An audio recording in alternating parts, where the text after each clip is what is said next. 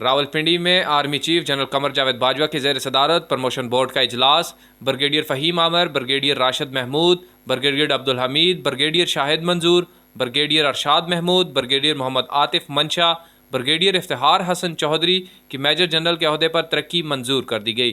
Medical کور کی brigadier عبیرہ Chaudhry بھی major general بن گئی ہیں۔ بریگیڈیئر واجد کامران عزیز، بریگیڈیئر شاہد منظور شامل ہیں۔ سویرا بریگیڈیئر محمد رضا اعزاز، بریگیڈیئر چامیر اجمل، بریگیڈیئر جواد احمد قاضی، بریگیڈیئر احسان علی، بریگیڈیئر کامران نذیر کی بھی میجر جنرل کے عہدے پر ترقی منظور کر دی گئی ہے۔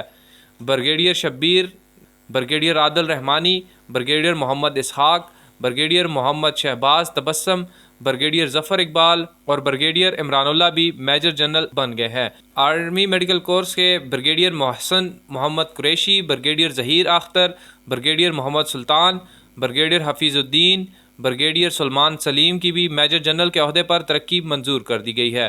میڈیکل کور کے بریگیڈیئر محمد ظفر علی، بریگیڈیئر سید خرم شہزاد، بریگیڈیئر بلال حمیرہ، بریگیڈیئر عتیق الرحمان سلیہ بھی ترقی پانے والوں میں شامل ہیں۔ میڈیکل کور کے بریگیڈیئر راول ایشان خان اور بریگیڈیئر عبیرہ چودھری کی بھی میجر جنرل کے عہدے پر ترقی کر دی گئی ہے۔